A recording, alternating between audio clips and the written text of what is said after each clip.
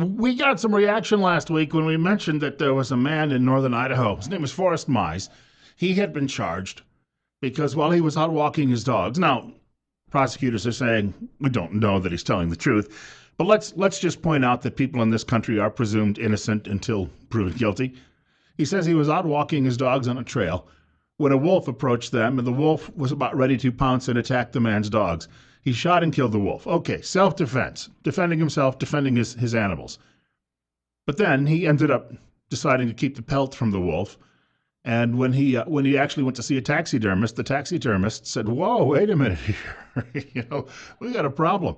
You don't have the necessary paperwork permits for all of this." So he's been charged with this crime, and it's a fairly serious crime. Yesterday, he was apparently in court, and they asked him to pay a $200 fine. Now, of course, after he went to the taxidermist, he said, "Well, let me get one of those permits," and unfortunately, no one at that point was going to listen to him. So he was told, pay a $200 fine and all of this will go away. And you know what he said? No. He said, I'm going to go to court. I want a jury to hear this, and we'll find out if the jury believes me. And if they do, he's going to challenge this. Now, he did violate the law. Ignorance is no excuse.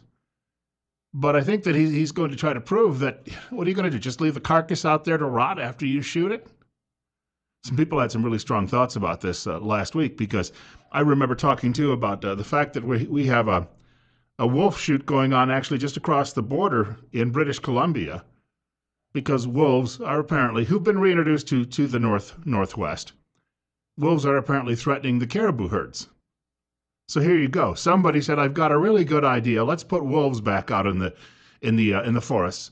And we've done that. But then all of a sudden they start actually eating things. Wolves are funny that way. They are carnivorous and they enjoy good fresh meat. So they've been going out and finding supplies of fresh meat, caribou or deer or whatever else they might come across, and they've been chewing it down. Good healthy eaters that they happen to be. But now we've got to control the wolves because the caribou are threatened. So in order to take care of the problem, they're going to get in helicopters, fly along the border just north of Idaho, and shoot wolves. That's perfectly legal because the government's doing it. Forrest Mize, on the other hand, going out walking and being approached by a snarling wolf, shoots it. He's in all sorts of trouble. And I know people out there say, well, we have to have these rules and we have to have these regulations, and if we didn't do it, bad people would do all sorts of bad things. You have a view or an outlook on humanity that suggests that everybody is naughty. And that's why we have to have people in government control them. Now, considering people in government are also pretty much the same pile of protoplasm that I happen to be, or the rest of us happen to be, then what makes them any better? And why do they have this opportunity to show us the way? I mean, are their brains bigger? When you get elected to public office, does your brain suddenly grow 15%? Or if you get hired as a bureaucrat, does it grow 15, 20, 50? I think sometimes we ignore some of the basics here. When this country was founded, the notion was by the founders that most people were good. And that if you allowed people to just flourish and do what they, go about their business without harassing them constantly, that we would all pretty much get along. Now, when you consider that not everybody is like Forrest Mize, encountering wolves on trails and shooting them and then keeping the pelts, it's not a very common thing. Is it a really big threat to the wolf population? Now, the argument is, if we allow him to go and get away with this, and we ease up on him, that other people will start going out shooting wolves so they can hang the pelts on the walls in violation of the rules. But I don't know that there are people who are sitting around saying, other than that football game this weekend, I really have a hankering to go out and shoot a wolf, skin it, and then hang it on my wall. I just don't see where the actual threat is here. These are laws sometimes that are set up. They are problems created, solutions created for problems that may not exist. And I think a great deal of legislating falls into that category. I remember years ago, I was living in one of those big eastern liberal states, and I went to register. I just wanted a winter car, a beater as they call it. So there was a woman down the street who was selling an old Taurus. And this Taurus had taken a beating all right. It needed body work. There were rust spots on the roof. There were rust spots on the quarter panels, on the hood, on the trunk. but it ran well, and I gave her, I think, $2,200 for the car. And I went to the DMV to register it, and they said, well, the Blue Book says that car sells for $5,800. Well, I had paid nowhere near that, but they said, you're going to have to pay the tax on the $5,800. You know why they passed that law? Because, well, they said people were getting away with underreporting what they were paying for automobiles, paying cash sometimes and doing those things. But only people who would make that type of law, though, who would think that we are that devious, would be that devious themselves, right? So they're thinking everyone else is looking for an angle, just like I'm looking for an angle. That seems to be the politician's approach. So I'm going to have to pass this law so we can get more money out of people. I had to go back and get a note from the woman attesting. Now, again, then they took her word for it. But they wouldn't take my word for it when I went in and said this is what I had paid. And I had to run through all of those extra hoops. We were not meant to live this way as people in this country. We have a caller with us. It's called 13 after 8, 37 right now at our studios.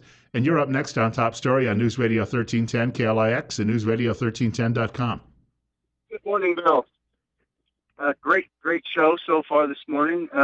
I just wanted to bring a different angle to the whole controversy over the wolf pelt and that, and the seemingly, how it seems like it's kind of a trivial matter.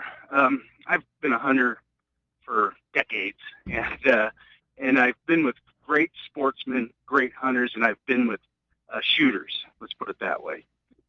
Folks that poach.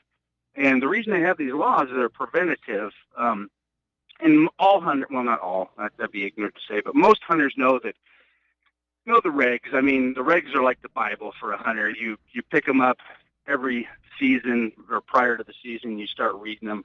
You know that if you shoot a wolf, you don't take the pelt. Well, a wolf is a protected species, right? It is a protected Unless, species. of course, the governments in Canada and the U.S. want to shoot them down because they're eating too many caribou. Well, no, I know the dichotomy there. I understand.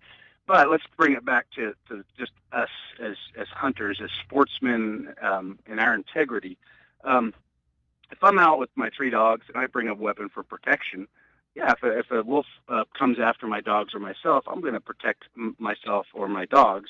But I'm also going to know that, I'm not just going to go ahead and skin this wolf and take the pelt home and then try to get it mounted. That's ridiculous. What I'm going to do is I'm going to call Fish and Game and tell them the location and tell them what happened. So they can come and mount it and give it to a museum.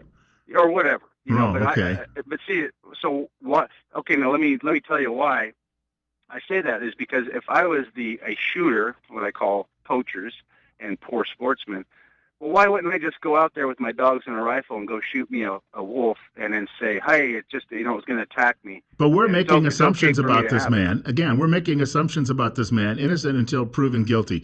I understand that, and I agree. I think we need to, if he wants a jury trial, good luck with that. But if he wants a jury trial, and he wants to plead ignorance that, I didn't know you couldn't just take a pelt. I mean, ignorance is not a defense of the law. You know that, right? So, I mean, if he wants to plead that he was ignorant of the regulations, then that's fine. It'll fall wherever the jury wants to go with it. But yeah, you're right. He is innocent. I mean, let's just say that he was protecting himself. I'm okay with that. That's great. The thing but because you wouldn't take a wolf pelt and you don't see any need to and you wouldn't like to take a wolf pelt doesn't necessarily mean that someone else. Well, why? We take pelts from other animals. Sure, in season with a license. Okay. So if you paid the government some money, it makes it okay. If you haven't paid the government money, I guess we could extend that to driving. Driving, if we got to pay for a license to drive, so let's go against that. Why should we have driver's license? I was mentioning a couple of weeks ago, I have an old CD of Ronald Reagan, long before Mike Huckabee took over Mike Huckabee is filling in for the late Paul Harvey. Paul Harvey had competition in the 1970s from Ronald Reagan on the radio. And Reagan actually, in one of his commentaries, talked about when he learned to drive, there were no licenses, you didn't have tags, and all you simply did, you learned to drive when your father thought you were ready. Your father taught you, and when he thought that you finally had mastered the skills, you got the keys to the car. Or you could go buy one at that point and you could drive it. And I think what he's pointing out was that we had a time in this country, relatively within a lot of people's lifespans, where we didn't have to have all of these regulations. Sure. I agree with that, and we'll just keep the conversation moving. It's good. Hey, thank you for the call. It is 8:17. You're listening to Bill Colley this morning on Top Story on News Radio 1310 KLIX and newsradio1310.com. And you can reach the program at 736-0300. The Reagan argument, I know people are going to say, well, when Ronald Reagan learned to drive in the 1920s, we didn't have the road network then. We didn't have 80-mile-per-hour speed limits, and we still didn't know that many people who were getting sauced and getting behind the wheel of automobiles. You know, if a guy got drunk and he was riding a horse, he fell off, his danger really was mainly to himself. Albeit I'm sure that there were some drunk horseback riders who ended up, trampling people on their way home from the tavern. And we can all say, well, the world got bigger, it got more complex, so therefore we need all of these regulations.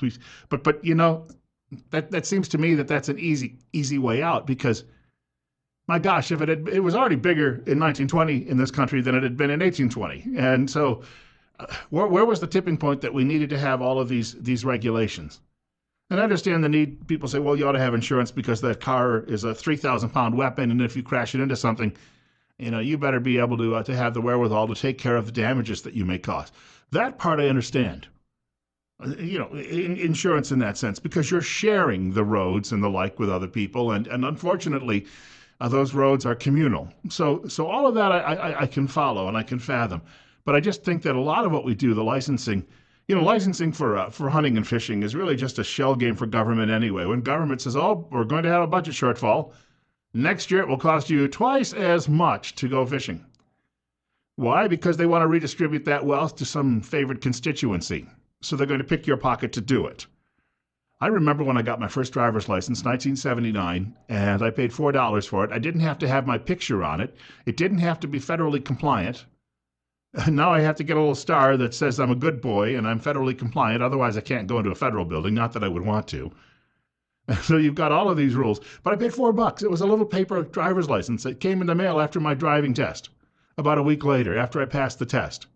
And so I was on the road and I was driving. And then shortly thereafter, the price went from $4 to $20. And then shortly thereafter, the government needed to know what you looked like. Pretty soon, why don't they just put a chip in our foreheads and, encode it with a little 666, and then they can follow every move we do, and we wouldn't have to worry about all of these other fees. And, and we just cut out all that redundancy. 20 after 8. Gee willikers, did you hear what Hillary Clinton did when it came to the revolution in Libya? Big breaking news out of the Washington Times. I hope to get to that a little bit later this morning. Could scuttle her presidential ambitions. Bill Colley with you on News Radio 1310 KLIX and newsradio1310.com. 37 at our studios. I have a caller who I believe is still with us, who's been waiting patiently over the last couple of minutes, 90 seconds or so, to join our discussion this morning. Bill Colley with you on Top Story on News Radio 1310 KLIX and newsradio1310.com. 736-0300 is the number. 38 now. We're up a degree since the show opened up a few minutes ago. And we've been talking about this fellow, Forrest Mize, who shot a wolf in self-defense, apparently, and then ended up skinning the wolf so he could have it mounted and keep it. And, of course, he's in violation of the law, but he wants to go to a jury trial. It's 8:24, and you're up next on News Radio 1310 KLIX and newsradio1310.com. Okay, as far as the jury trial, that's what the system in this country is all about.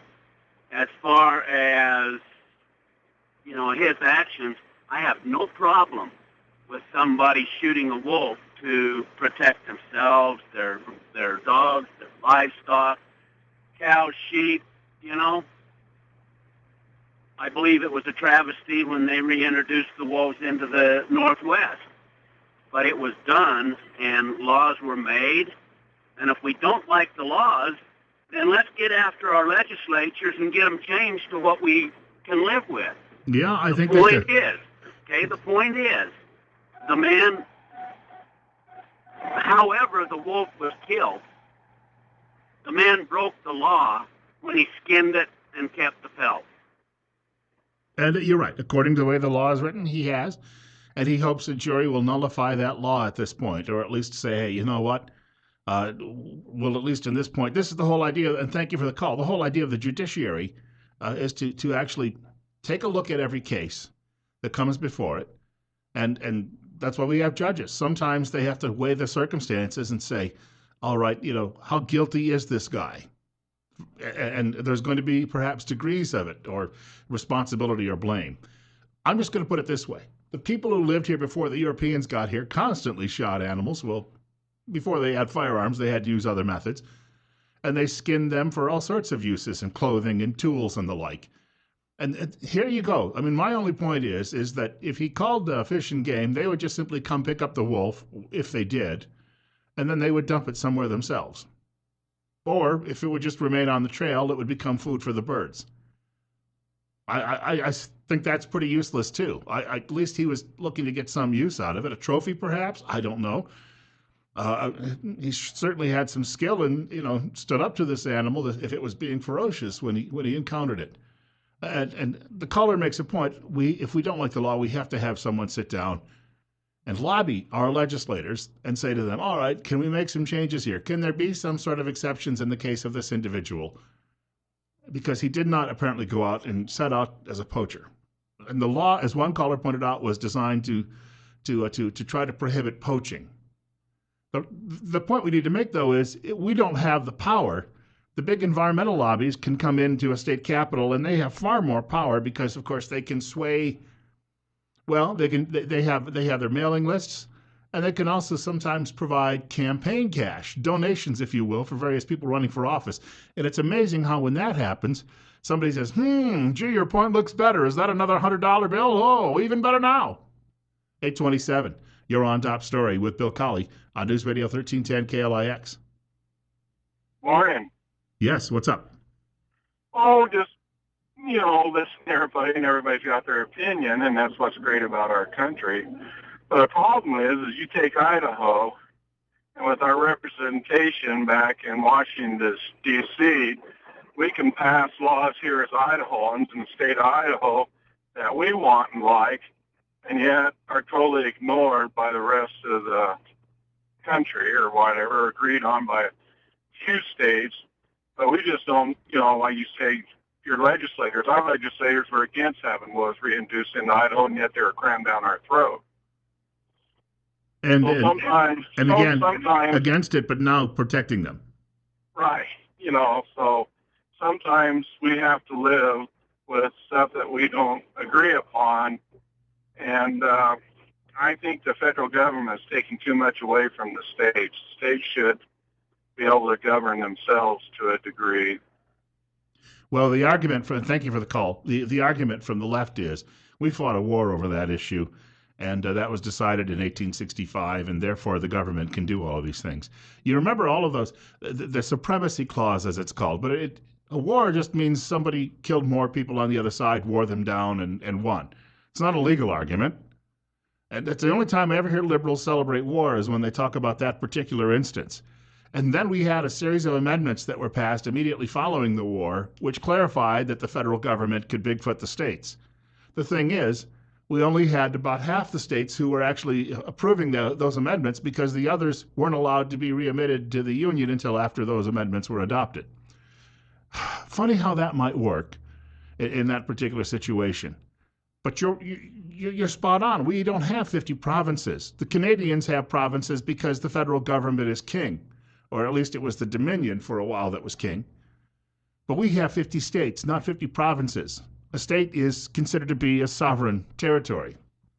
We've really gotten so far away from that as the big government types try to get their claws into everything that moves because they need to control it. 8:30, Bill Colley with you. I mentioned Hillary Clinton earlier. Got some sad news for Hillary Clinton coming up. A Washington Times story breaking open a potentially big scandal. News Radio 1310 KLIX and newsradio1310.com. 38 at our studios.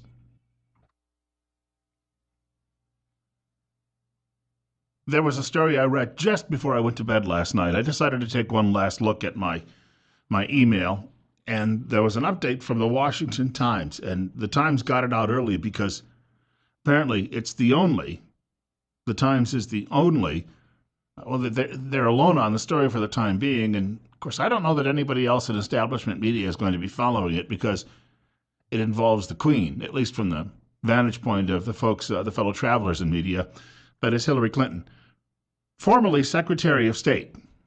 I never told the story, I think, at this radio station, but several years ago, I was involved with a conference call with Hillary Clinton when I was a talk radio host in upstate New York. She was then in the U.S. Senate. This was just a couple of days after Dick Durbin had referred to our troops in Iraq. It made a comparison to Nazis, the way that the war was being conducted. And Clinton was trying to talk about health care and health care for children. And I kept bringing the subject up of Durbin. Now, that was her boss in the U.S. Senate at the time, so she kept trying to get around it.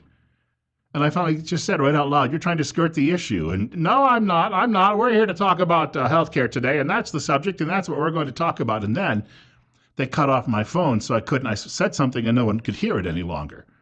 Well, that got picked up by Sean Hannity and Laura Ingram's programs. And Hannity played it ad nauseum for days, including playing it for Newt Gingrich on the show a couple of times, getting Gingrich's take on it. Not long after that, Mr. Buckley, who owned our radio company, was at some event in Manhattan, and he ran into Hillary Clinton, and she brought the subject up. She was peeved because it had gone national. And she started criticizing me. And at that point, he said something in my defense. I don't think he really liked me, but he said something in my defense. And then she said, "I see that you have one of your stations up for renewal. It would be a shame if they didn't get that." Now, she wasn't even referring to the one I worked at, but he knew the implied threat. And shortly thereafter, I was no longer working at that job, even though my ratings at the time happened to be skyrocketing. So I have a little history with this woman. I know how incredibly devious she is. I've met her on numerous occasions when I was working in broadcasting in New York, and she was serving as a U.S. Senator. I got to tell you, watch out, because she is the devil. It appears, according to the Washington Times, this is paragraph 2, tapes have been released between officials at the Pentagon and the son of the late Libyan leader Muammar Gaddafi. Also, there were tapes released. Dennis Kucinich, one of the few Democrats I ever liked, formerly of the U.S. Congress, also was in contact with Gaddafi's son at the time that this civil war was raging in that country.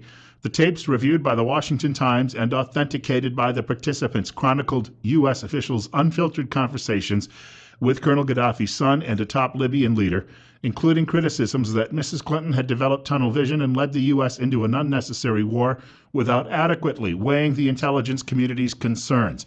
Now, the reason that the Pentagon was carrying on talking to the Gaddafi family is because back in 2003, Gaddafi had decided to change sides. He had become a U.S. ally. He decided that was going to be the best position for him going forward. So he dropped all pretenses of his former terrorist past and started working in cooperation with the U.S. government, often being a great source of intelligence on the region, and never badmouthing us ever again. And yet, when the insurgency started, and that was led by radical Islamist terrorists, Hillary Clinton wanted to back them. And she managed, and even the story says that some military officials are claiming that President Obama said he couldn't control her and that this was all really her idea. And you may remember what happened. Gaddafi got killed by these people. They took over the country, and then some of them went out to Benghazi and killed 4 Americans. And then she said, "What difference does it make?" She was running her own shadow government from the State Department, helping foment a revolution in another country. We haven't had this happen since the days of the banana republics. And she was behind this. And generals and admirals and the people who lead the Pentagon and even Dennis Kucinich, just a congressman from Ohio, were also concerned about it. They were talking back and forth with the Gaddafi family through the Gaddafi son. And unfortunately, it turned out to be tragic. And everything since then has been tragic.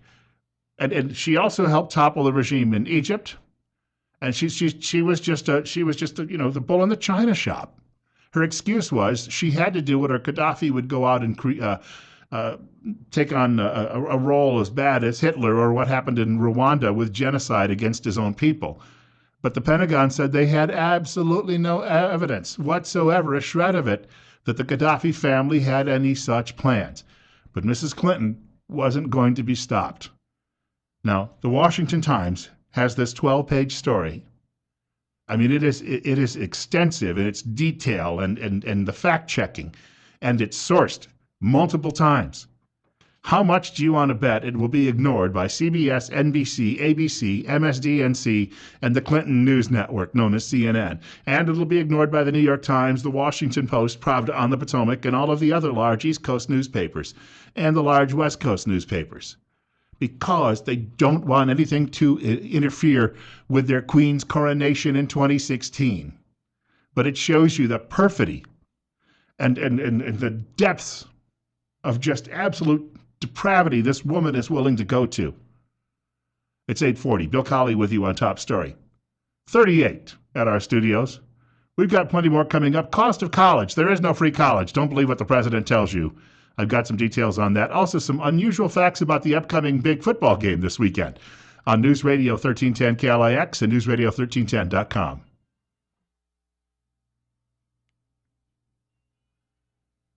I think you could say that the president's plan for free college at community college for all Americans is probably DOA. And I say that because this morning there were two pieces on the op-ed pages of Pravda on the Potomac, the Washington Post, panning the idea. So when even those folks who are his allies are suddenly saying it's not going to work, you understand he knew that all along. He threw that out there for a lot of people in his State of the Union address. It's the big proposal because he wants you to believe he's Santa Claus and the Republicans are Grinches. It doesn't matter if it actually comes to pass. He can still say the other guys are bad and he was going to give you something for free. And they wouldn't let him play Santa Claus. And since you have so many people today who believe government is Santa Claus, when you have half the country receiving some sort of government transfer payment, they just expect more and they don't understand that there's not a never-ending well out there. I have the clippings from the newspaper, and this would impact colleges right here in Idaho. We had community college presidents going to Boise just the other day saying that they needed more money, and they've been quoted in newspaper stories saying they need to do it. But the writers at the Washington Post, Michael Kurlander and Jacob Jackson, had a piece saying if you want to look at what he's doing, check out what happened in California, where college used to be, quote, free, unquote. That is, somebody else paid for it. But they now charge $1,429 per year at community colleges. That's the lowest in the nation. You used to be able to just go, but they stopped that because they couldn't afford it any longer. 31 years ago, they started charging.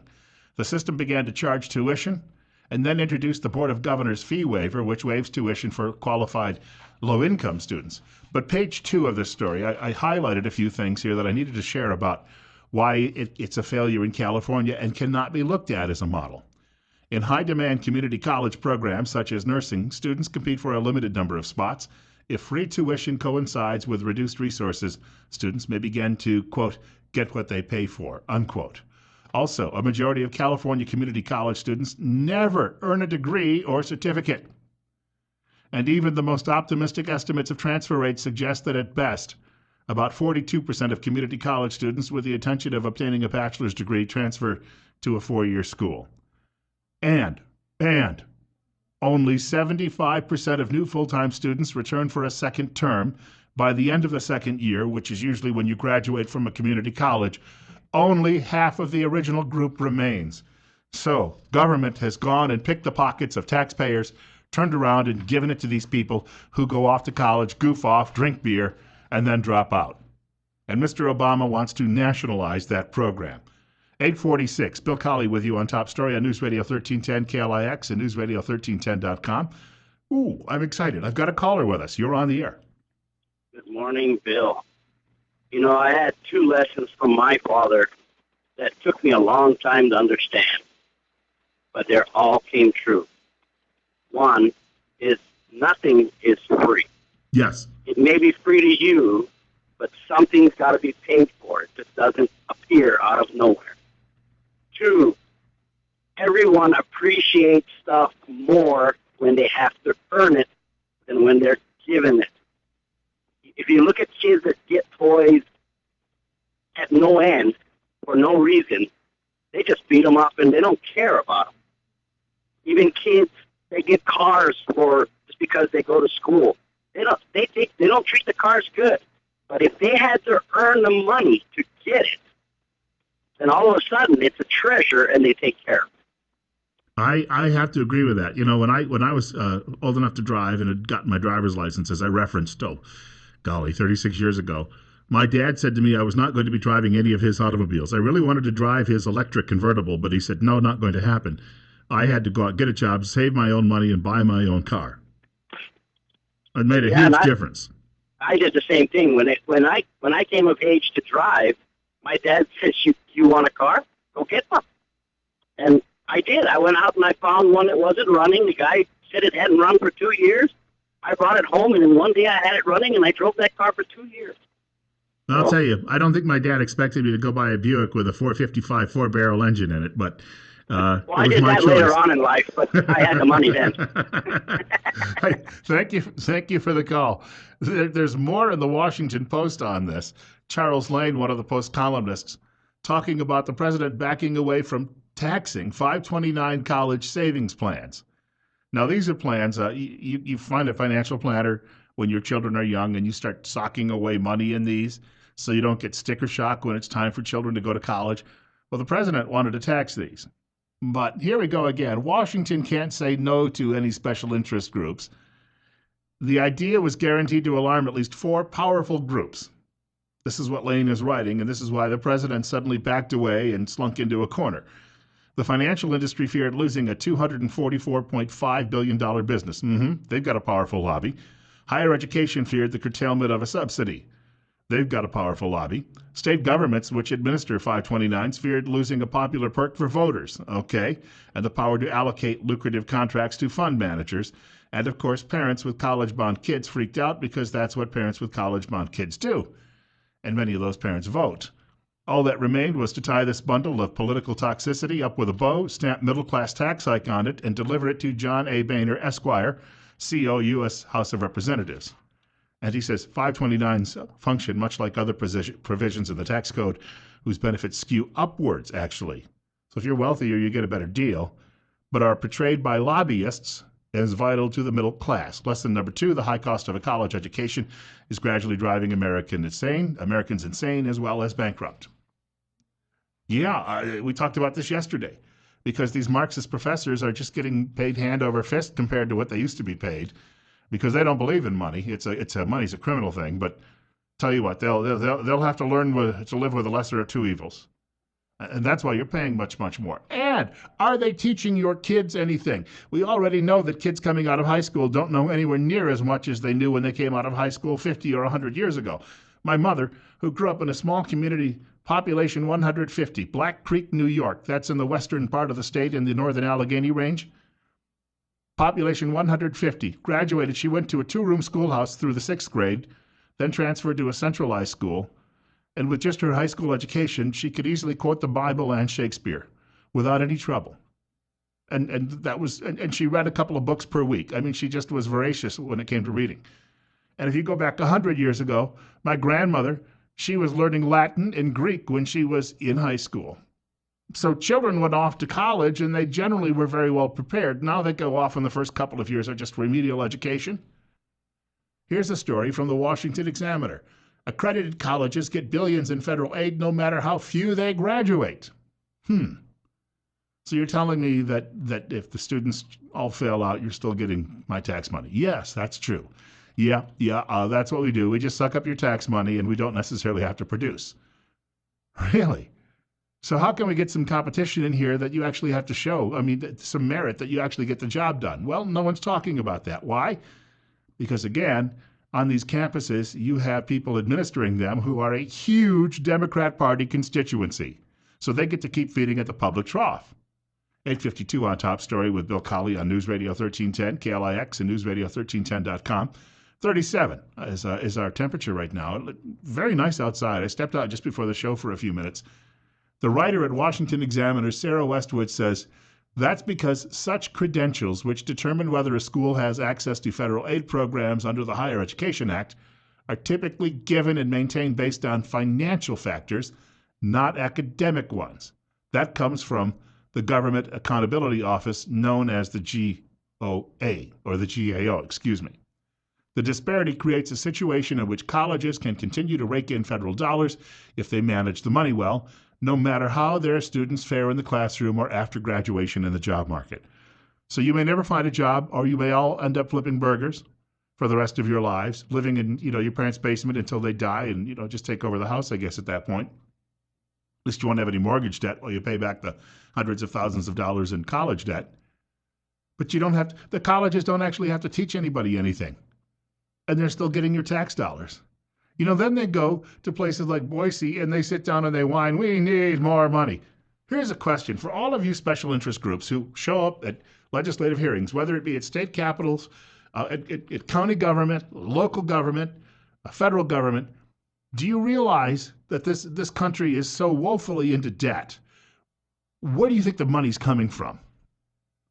And at what point do we learn that sometimes we have to sacrifice for the good of the USA? Oh, but if you don't give us this money, millions of children will starve. There was a writer the other day in the Washington Post, and he spoke of, he said that, without Obamacare, sure, some people might die. And if we didn't have ration care, some people certainly would. But he said that's okay. And the liberals just went, and they turned into screaming memes, calling this guy out and saying that he was cold-hearted. But his point was, we have car accidents that kill people, but we don't reduce the speed limit to 10 miles per hour, right? Or we don't tell you to stop driving because there are car accidents killing people. And we have not necessarily confiscated guns yet because guns sometimes kill people. But there's some notion that we've got to ensure that nobody dies in the healthcare system or that they all have health care. It can't simply be done. 854. Bill Colley with you on News Radio 1310 KLIX and newsradio1310.com. And you're on the air. Morning, Bill. Yes. Hey, thanks for what you're doing. I think the Clicks has hit the jackpot with you. Well, I hope that the Powerball won myself, but... Anyway, I just wanted to put in my 2 cents worth. My father, who was born early in 1900s, was an orphan, ended up being adopted. Anyway, he ended up graduating from the 8th grade. That's all education he got. He ended up managing a lumberyard and an international harvest implement business for 21 years. He had 4 sons, all 4 of us. Well, I was the only one who graduated from high school. All 4 of us ended up managing businesses, and I don't think all this bunk about having a college education means anything. No, if you can do things with your hands, there's still great demand for that. Think about that. People who push around dirt with earth movers and bulldozers, that's never going to go away. There's always a need for that. You don't need to sit through English literature to go out and do that. There's none of us got to be millionaires, but we've made a decent living and worked honorably and raised good families, and I think that is sufficient. And you know what? When you said you raised good families, that's because you probably also had some sort of Christian formation behind all of it, at least at some point in life, too. Oh, absolutely. That was a great part of our lives. Yeah. No longer do we see that. People worship the government instead and expect that that's going to be giving them everything. Funny, when I prayed at Washington, nothing ever seems to happen in my favor. Thanks for the call, sir. You're welcome, sir. Take care. Have a good day. We've got one more hour of the program coming up. Bill Colley with you today on News Radio 1310 KLIX and newsradio1310.com. Of course, you can listen to us online anywhere in the world. 38. The temperature has been doing a little bit of a ping pong this morning, but we're looking for a high somewhere in the upper 40s before the day is out. Very quickly, I referenced Powerball. That was only because I have an email about it this morning, and I should be giving out my email. This is one of those areas that I'm probably remiss in the first few weeks on the job. I should be giving out my email address more often, and the email address is bill. That would be period to most people. Your teacher never said at the end of the sentence put a dot. They always said put a period, but it's bill.colley, and the name is spelled Colley, bill.colley at townsquaremedia.com. And got a great email yesterday from a fellow talking about the jobs picture in this country. We had, it sounds good, 265,000 first-time filers for unemployment insurance last week is the best we've had in 15 years in this country. Last week, though, we had a big spike upward, so we can't get a clear, consistent picture out of all of this, and likely gasoline prices being low are playing a big role in this, and government, again, had nothing to do with that. Private business did that. But low gasoline prices mean the economy picks up and people can hire more people to meet the demands, and so unemployment drops. That is a free market solution. None of this shovel-ready projects, none of that ever had anything to do with the lowering of the unemployment rate. But I got a wonderful email about some of these figures and statistics from a guy yesterday, and I just wanted to share that this morning. 8:58. News is next from the Fox Radio Network. One more hour of Top Story with Bill Colley ahead. Plenty more to talk about. Oh, there's a football game coming up this week. I got a couple of tidbits to share about the history of that game. If you just heard the news on Fox, you heard about this near riot that broke out at a town hall meeting near St. Louis, Missouri. Tension still high over the Michael Brown shooting last summer. Again, when you rough up a convenience store clerk who's nowhere near as big as you are, and you steal from that fellow, and then you try to take a policeman's gun away, you are not an innocent. Let's make that clear. I think we've already been through that debate, though, ad nauseum. On the other hand, some people just can't let it go at this point. 7 minutes after 9 o'clock, 38 the temperature. Bill Colley with you on Top Story, News Radio 1310 KLIX and newsradio1310.com. One of those individuals who's trying to keep the flames burning on this particular story, throwing kerosene on it nearly daily, is a columnist with the New York Times by the name of Charles Blow. Charles Blow is also a regular on MSDNC, one of the regular talking heads there, and he's constantly walking around with a chip on his shoulder. He's a victim, you understand, because of the color of his skin. He happens to be a black man. His son is a student at Yale University. They are very impoverished because they're black, so he can only afford to send his son to Yale. So his son was walking across the Yale campus the other day when he was stopped by a Yale policeman because he fit almost to a T the description of someone who had been reported committing a crime in the neighborhood, wearing the same type of clothes. Now, people say, well, wait a second. He was stopped because he was black, Bill. I mean, that's pretty clear. And that's what they do. They stop and they rough up black men because they're all criminals in the minds of these police officers. You understand how that works. All right. When I was a student in high school, the uniform that we wore, we were not wearing any blue blazers. Guys wore blue jeans, green pocket T-shirts, and they wore tan work shoes. Why? Because that's what you wore around the house and farm and various places while you were working, and that's how we simply came to school. There was no actual uniform code, but we all dressed the same. So if the police had gotten a report about somebody committing a crime near the high school, they could have stopped just about every one of us because we were all dressed the same. So here's this young people still buy the same styles, don't they? Very few of them deviate from that. They follow whatever singers they admire, and you walk into any store, if there's a young person section, you can pretty well tell that they follow this because they're susceptible to peer pressure.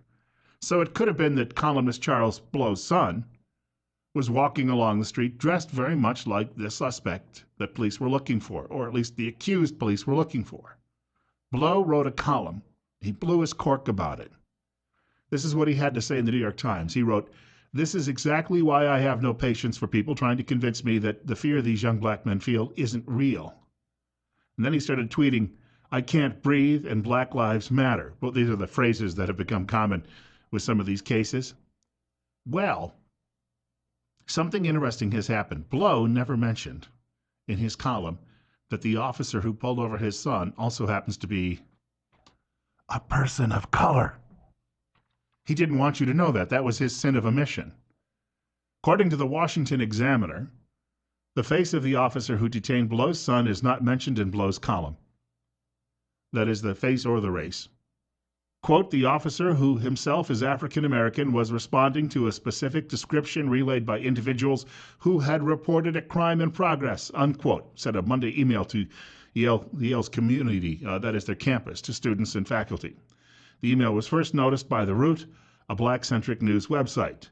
The email is signed by Yale's president, Steve Salavi, Dean of Yale College, Jonathan Holloway, and Yale Police Department Chief Ronald Higgins. As it turns out, Higgins is also a person of color. So not only was the arresting officer, or at least the approaching officer, we shouldn't say arresting, the son did not get arrested, by the way. He was just questioned. The officer who approached him happened to be a person of color, as well as the police chief. So Mr. Blow hasn't mentioned anything about this in his column. He did not return any requests for comment, any calls from the Washington Examiner. Now, do you think the New York Times is going to discipline this man? I'm curious about that. Or would the New York Times decide that it would be unwise to discipline someone from a protected minority class? Because that's my take on this. Here's this guy. First of all, he says that he's the victim of a racist society and that he can't get anywhere. Yet his kid is going to Yale University, one of the most prestigious and expensive colleges in all the world. And he's working for one of the most prominent newspapers in the entire world. Now, he may have gotten there because he's a great writer. I don't know. Or he may have gotten there because somebody at the time said, I'm going to put this guy in this slot. Oh, wait, there's an Asian. I'll put that one over here. There's a Latino over here. When I was working as a television news director, I was once told I had someone quit who had an Asian background. And I was told, well, when you fill that job, remember that's the Asian position. But folks, how do we get to this point? I mean, this is ridiculous. And I don't think the Times would dare discipline him for his lie. Why? Because there's some privilege to being a minority in this current world. And so therefore, he's going to have some special privilege, and he will not have to apologize. He will not be disciplined by his paper. It's 9:12. Bill Colley with you on Top Story on News Radio 1310 KLIX and newsradio1310.com. The telephone number is 736-0300. And you're up next. You're on the air. What's on your mind? You know, I do believe that these people feel that they're being oppressed and everything else. I don't think they are being, but I think they believe it because they've been told that they've been oppressed. And, you know, you tell somebody often enough that they're a loser, they're going to be a loser. Yeah. They need more people in their lives to pick them up and tell them that they can do whatever they want to do. But we've had wrong. Black people in our history do great things. Why don't we talk about that and let them know that they can do the same thing instead of telling them that they're not? Well, I'm going to point something out. My mom and dad told me that stealing, for instance, cigars like Michael Brown did was wrong. Theft is wrong. My parents also told me that you probably shouldn't go over and try to take a policeman's gun away. I don't know that they ever were that specific, but I think that they figured that was common sense. Thanks for the call. And I'll get to my next caller. Hold on in just a moment. I think that they believed that was just simply common sense. You wouldn't do something so stupid. Assaulting a police officer could end up with some very bad consequences for you. Now, unless these people believe that they should be allowed to steal cigars as part of a reparations plan, and they should be allowed to steal a policeman's gun and shoot the policeman as part of the reparations plan, then I think we have to tell them the boat stops here. You're up next. You're on the air with Bill Colley on News Radio 1310 KLIX on Top Story. Hi. I think a lot of the race issue actually just comes from the minority races. They get privileges that others don't get, and they set themselves apart from other Americans. I've always had an issue with someone calling themselves an African American if they're born in America and have never stepped foot in Africa. Yeah. How can you be an African American? You've never been to Africa. If you were just an American, then that means you're no different than me because we were both born in America. We're Americans. I'm an American with an Irish name. That does not make me Irish, for instance. And if I went there, I'd have a difficult time adjusting to the culture. I have a friend I used to work with at a TV station. He was from Nigeria, and he once told me, oh, thank you for the call. I guess she had to bail out. But he once told me, he said he had no patience for people in this country. He said, and they wouldn't know what to do if they went back to Africa. And he said they don't understand the opportunities they have here, which he said they would never have in a place like Nigeria. That's why he was here. He was a great engineer, great electrical engineer, and he's still serving at that same TV station. When I met him in 1998, he's still there all these years later, running the operation as the chief engineer. But he had a fascinating outlook on it. And unfortunately, whenever I've mentioned that to certain liberals, they start peeing and moaning about, well, you know, that individual. Well, he's a person of color. Hello. He has an entirely different attitude. This whole notion of white privilege.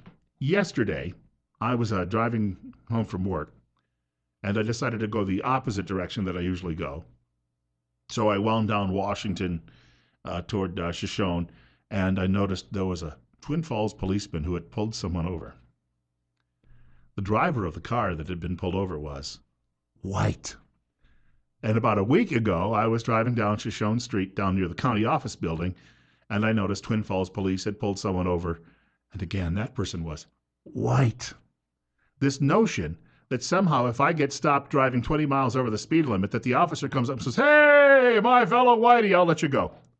That doesn't happen. If I'm speeding and he pulls me over, I'm getting a ticket just like everyone else. If I go into a store and I stick it up and I'm coming out and the police are rushing to the scene and they see me with a bag of loot and the pistol in my hand, they say, "Oh, there's our large brother Bill. Hey, Bill," hey, just a withdrawal. It would not happen. Do you understand that?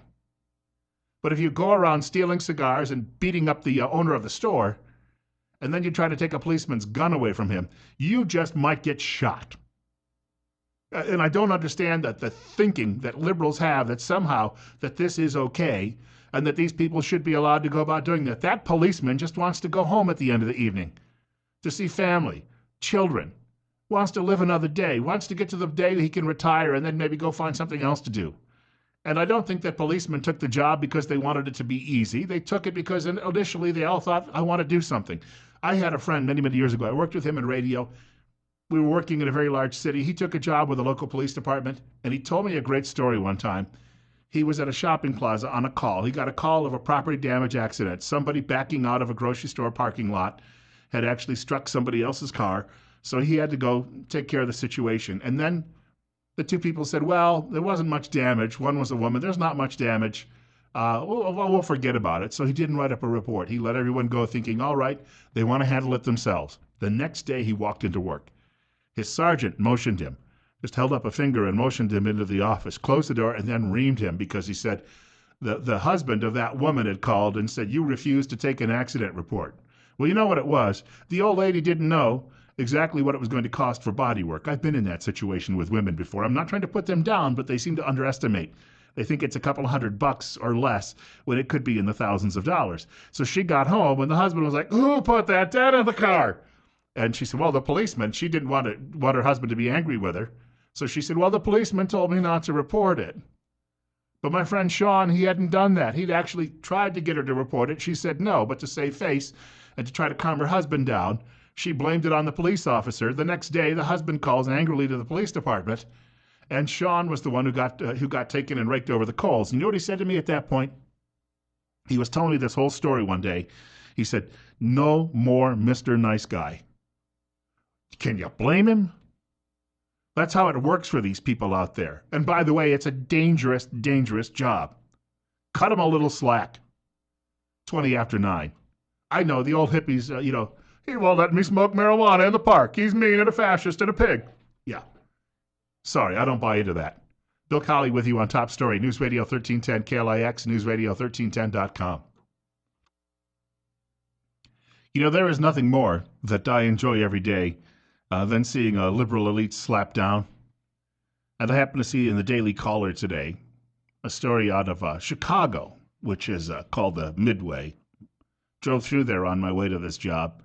Had to pay the Mayor Rahm Emanuel about $5.50 for driving a few miles through Chicago. Very expensive toll. And they'd shut down Route 80. So I had to drive through the city on a Saturday evening, early Saturday evening. I was not a happy camper about that. But at least he got his cut of it, and he can turn around and spend that on frittering it away on some special interest project that will not benefit his people in any way. But there's a community college in Chicago, in that area, and it's called Waubonsee, I believe is how they pronounce it. WCC, Waubonsee Community College. I guess when they were passing out college names, these people were in the back of the line.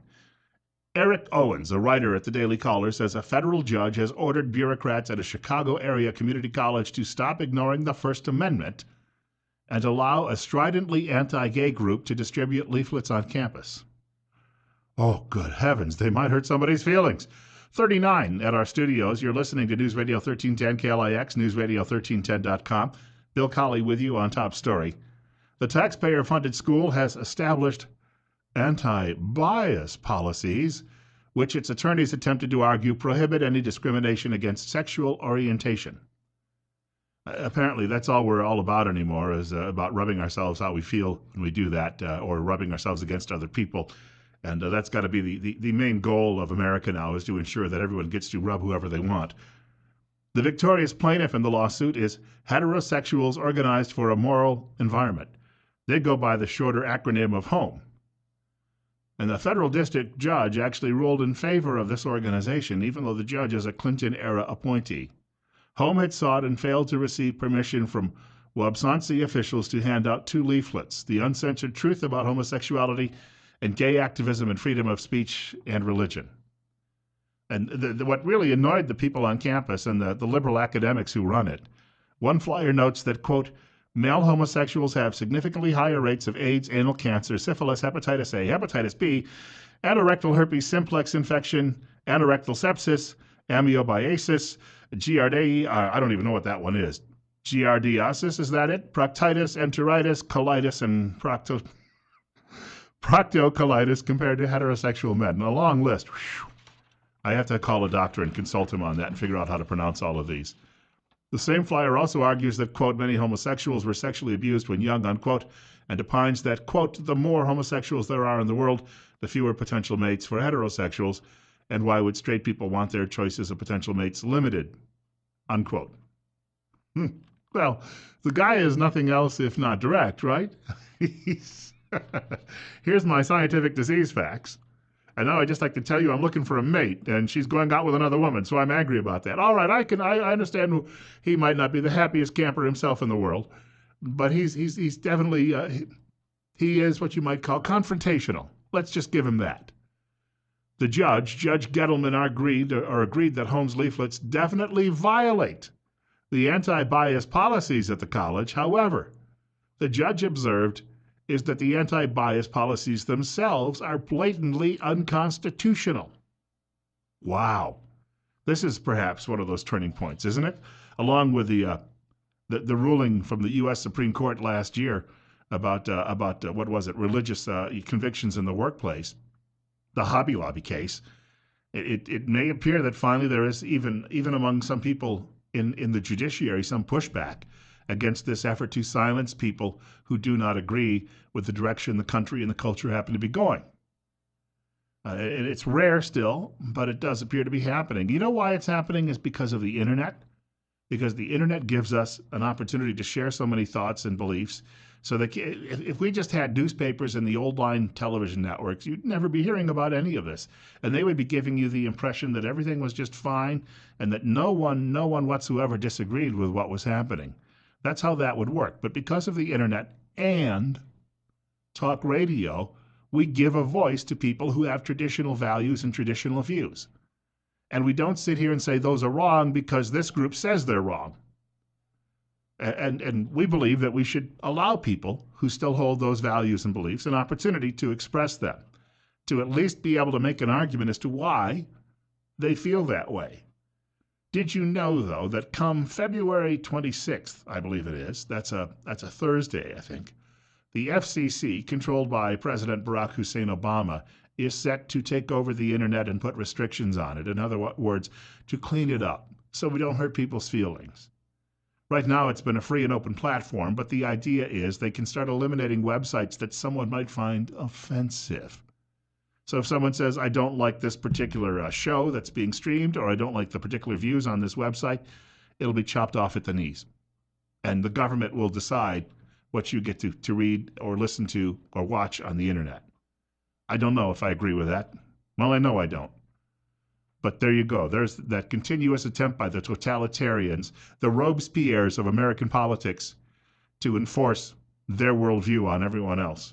9:30, Bill Colley with you. Hey, big game coming up on Sunday. Got to talk about that a little bit in the next half hour and maybe some tomorrow, too. You're listening to Top Story on News Radio 1310 KLIX and newsradio1310.com. In case you just fell off a turnip truck, there's a big football game this weekend. And it's estimated that a lot of people will be tuning in to watch it. More so, I think, in this part of the country, because, I mean, in a relative sense, one of the teams hails from a city close to us. The Washington Examiner has a list of facts about this championship game coming up on Sunday. And I realize people say, well, Bill, there's much more important things to talk about. There's a reason we call it broadcasting and not narrowcasting, and that's because we try to appeal to a large audience that may have different interests and different tastes. So this might be a little lighter, let's say, on your ears than a lot of what we talk about on a daily basis. But I simply don't care. I'm a rabid football fan, and I'm going to be watching the game somewhere come Sunday afternoon. Some of the numbers that were compiled by the Washington Examiner. 1.25 billion. That is 1.25 billion. What is that number associated with? The number of chicken wings that will be consumed during the big game this weekend, according to the National Chicken Council. The average wholesale price is $1.71 per pound, though, up 27% from last year. Ranch dressing. Oh, you people, I don't know what's wrong with you. Ranch dressing is the most popular dipping sauce, followed by barbecue. Blue cheese is third. Now, I've got to tell you, I practically grew up in the shadows of Ground Zero for chicken wings.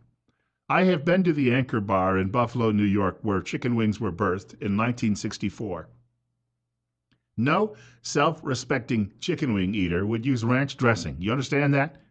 You use blue cheese dressing.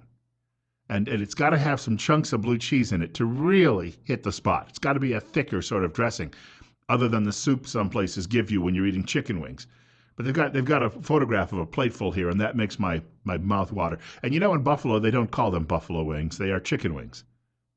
Here's another number, 300.4 million. How much Arizona taxpayers subsidize the construction of the University of Phoenix Stadium through the Tourism Authority, which will be hosting its second big game on Sunday. Here's another number, 112.2 million, the number of people who watched the game last year, making it the most watched program in the United States television history. 13.5 million. That's the number of people who watched Animal Planet's Puppy Bowl last year. All right. I didn't. I might have been doing something else.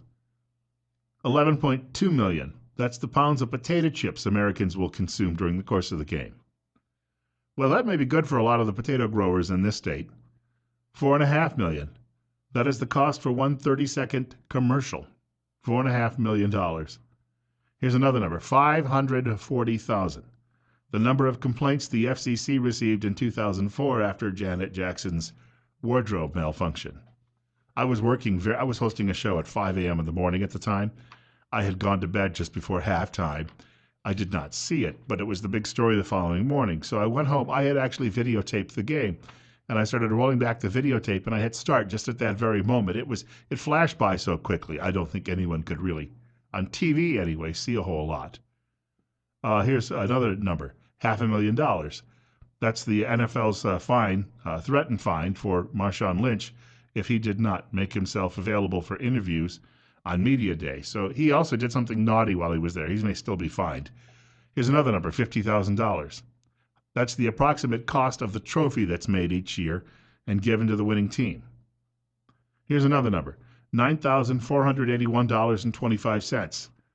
That is the price right now for the best available seat in the stadium on StubHub, as of 5 o'clock yesterday afternoon.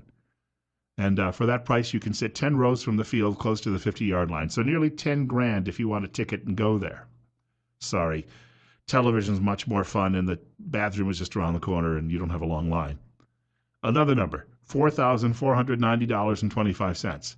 That's the cheapest price as of yesterday, 5 p.m. on StubHub for a ticket. So nearly $5,000. Another number, 2,400. The number of calories the average American is going to consume while watching the game. I know a lot of people out there say, this is awful. People are going to eat a lot. They're going to eat chicken wings. Oh, bad for your heart. Chicken wings are going to send you an early grave. But if you only do it once or twice a year, my friends, come on, give us a break. 1985, that is the year President Reagan did the coin toss via satellite from the White House. That was the game that the Chicago Bears just mauled the New England Patriots. Oh, that was fun to watch. You can tell I'm not a Patriots fan. I remember seeing all of that take place, and we just sat there watching that 48-10 score, and Buddy Ryan's defense just eating, Tony Eason alive. He was, I think, the quarterback for New England at the time. Yeah, you wouldn't remember him. Here's a number one, 49. That will be the 49th edition of the game. Next year, they will drop the Roman numerals and just go with a plain 50. In other words, fans will actually be able to read it for a change. Number 10, the number of times Miami and New Orleans have hosted the game, tied for most frequent host city. 6, that's the number of titles won by the Pittsburgh Steelers in this era. Remember, they had championship games before that, though.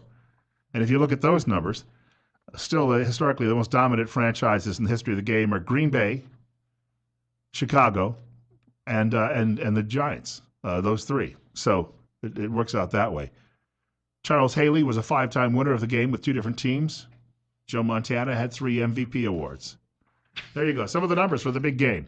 Bill Colley with you on Top Story. News Radio 1310 KLIX. Now, if you're sitting down and you're going to be eating and gobbling up all of that food on Sunday afternoon during the game, you've got to remember, though, that we could soon run out.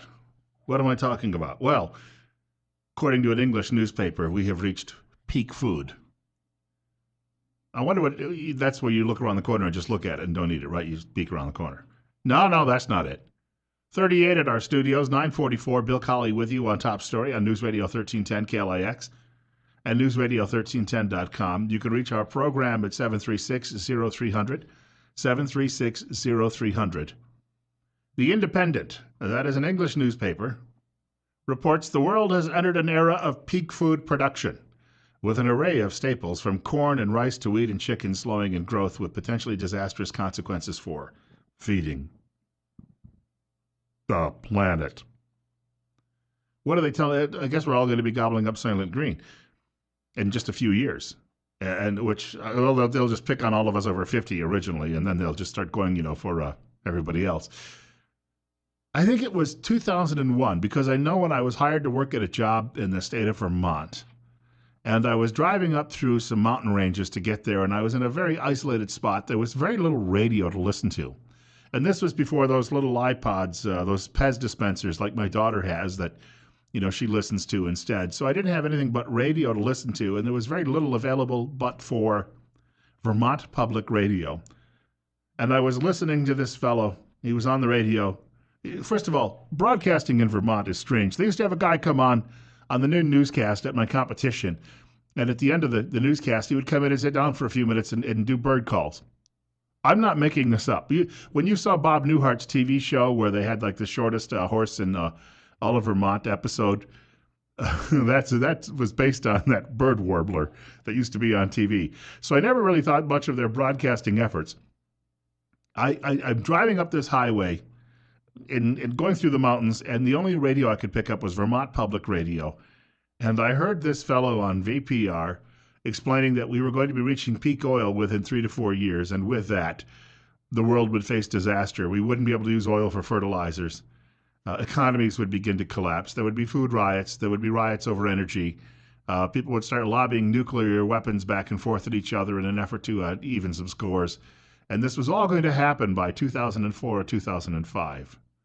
Right now, there is so much dadgum oil in the world, we're practically drowning in it. So, again, you've got the academics, smarter than everybody else in the room, warning us that the end is near and the sky did not fall. And now you've got people telling us we're running out of food.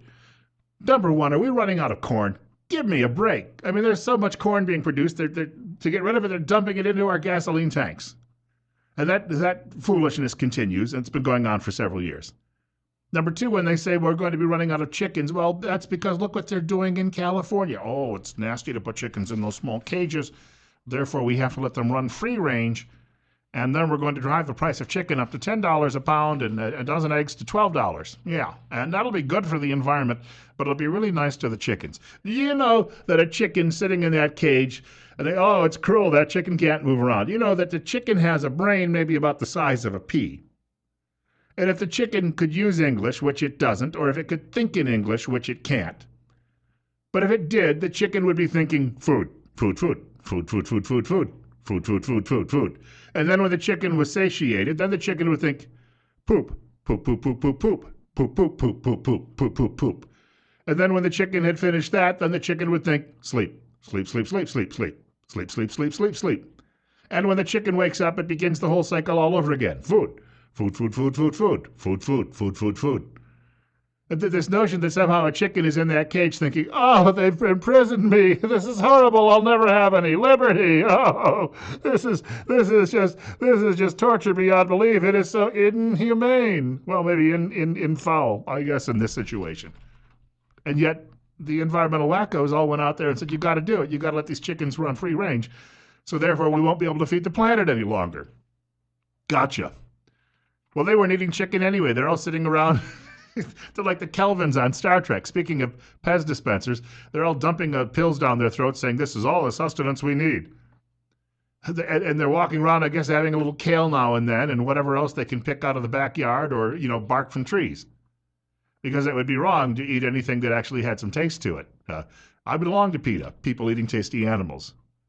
The writer says new research finds that the supply of 21 staples, such as eggs, meat, vegetables, and soybeans, is already beginning to run out of momentum while the global population continues to soar. But the global population hasn't been soaring all that fast.